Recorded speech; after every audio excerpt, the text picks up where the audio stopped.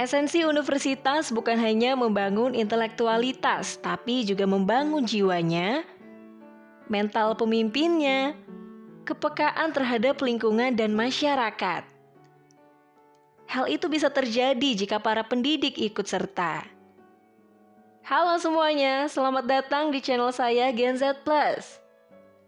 Kali ini saya akan membahas buku novel yang berjudul Kami Bukan Sarjana Kertas, karya Jombang Santani Kairan. Nah sobat, sebelum kita mulai, buat kalian yang mau support channel ini agar terus berkarya, caranya mudah banget. Kalian cukup subscribe dan nyalakan loncengnya. Dukungan kalian membantu banget supaya kita bisa rutin posting dan bersama-sama belajar dari channel ini.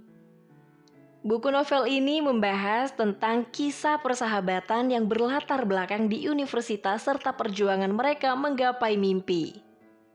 Oke, kali ini kita akan memetik pelajaran dan motivasi dari buku novel ini.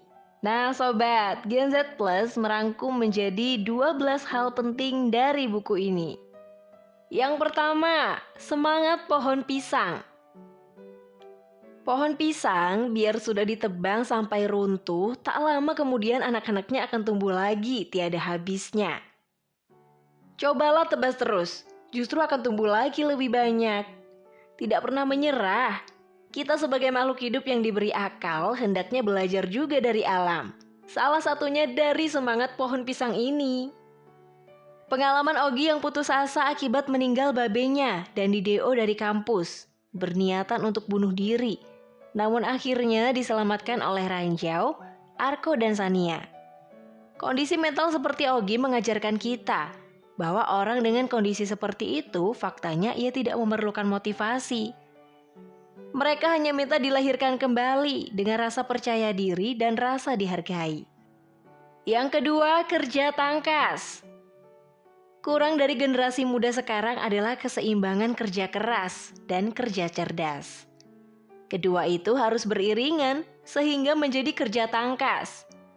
Kalau hanya mengandalkan kepintaran ataupun ijazah, itu namanya sombong.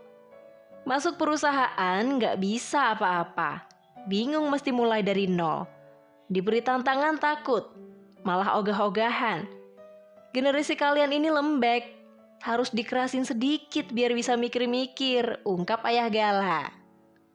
Yang ketiga, nikahlah kalau siap. Nah sobat, banyak sekali orang seperti Juwita di sekeliling kita mengubur mimpinya dalam-dalam demi keinginan orang tua untuk segera menikahkan anaknya. Padahal peran orang tua adalah mendukung dalam proses pencapaian mimpi anaknya, bukan malah mengekang apalagi mentiadakan mimpinya. Nah, akibat salahnya cara orang tua dalam mengurus anak, setiap anak pastinya punya mimpi. Jangan kau bunuh mimpi mereka demi hanya sebuah pernikahan yang belum mereka mau. Jangan mentang-mentang lagi dihadapkan kesulitan keuangan, kau pilih jalan pintas dengan pernikahan yang tidak mereka kehendaki. Keempat, dosen purba. Jika menjadi pendidik membuatmu tak mau mempelajari cara-cara baru, maka percuma statusmu sebagai dosen dan guru. Buatlah kelasmu asyik, gunakan cara menarik. Kelima, anjing dan tuan. Anggap saja anjing itu adalah kalian. Tuan itu adalah mimpi kalian. Jadilah anjing yang setia, anjing yang selalu menyalak untuk mimpi kalian.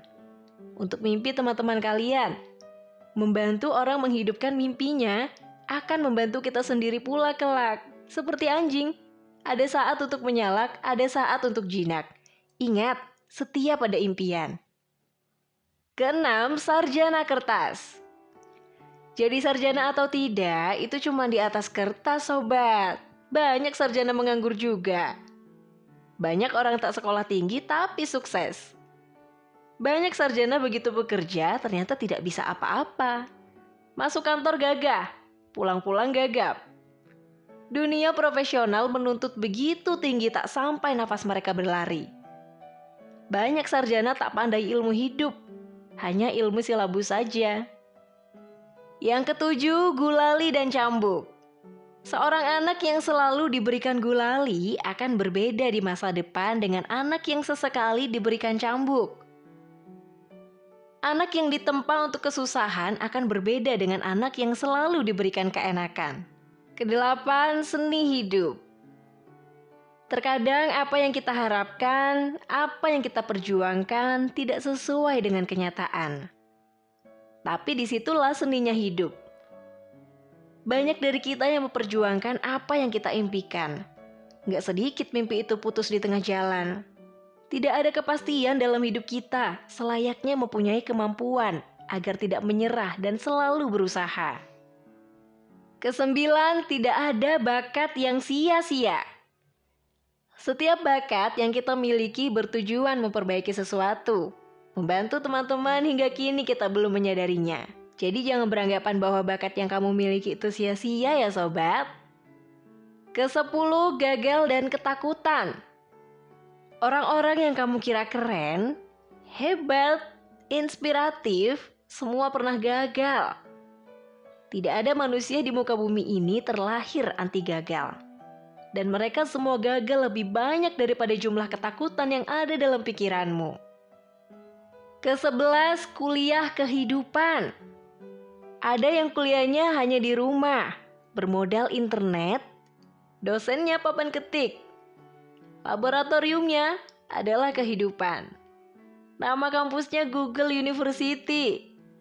Tapi ia tetap bertahan dan bisa sukses di dunia ini. Yang terakhir, skripsi, sidang dan ego. Skripsi dan sidang bukan lagi ajang mempertahankan argumentasi ilmiah dengan atmosfer membangun sebagaimana esensi pendidikan. Terbukti melalui buku ini dijelaskan bahwa dosen yang cenderung memperlama dan mempersulit dalam proses skripsi hingga sengaja digagalkan, kecuali kalau kita punya uang atau foto body, inilah panggung ego bagi para pendidik yang tak paham cara mendidik. Esensi universitas bukan hanya membangun intelektualitas, tapi juga membangun jiwanya, mental pemimpinnya, dan kepekaan terhadap lingkungan atau masyarakat. Hal itu bisa terjadi jika para pendidik ikut serta. Jadi buanglah sifat pendidik yang menghambat perkembangan mereka. Nah sobat, jadi sarjana atau tidak itu cuma di atas kertas. Banyak sarjana menganggur juga. Banyak orang tak sekolah tinggi tapi sukses. Banyak sarjana begitu bekerja ternyata tidak bisa apa-apa. Masuk kantor gagah, pulang-pulang gagap. Dunia profesional menuntut begitu tinggi, tak sampai nafas mereka berlari. Banyak sarjana tak pandai ilmu hidup, hanya ilmu silabus saja. Salah satu kutipan dari buku novel Kami Bukan Sarjana Kertas. Well, sobat gensku semua, silahkan komen di kolom komentar pelajaran apa yang kalian dapat ketika membaca buku ini. Dan komen juga ya buku apa lagi yang harus direview untuk video berikutnya. Gen Z Plus undur diri. Jangan lupa subscribe, like, dan share sebanyak-banyaknya video ini. Sampai jumpa!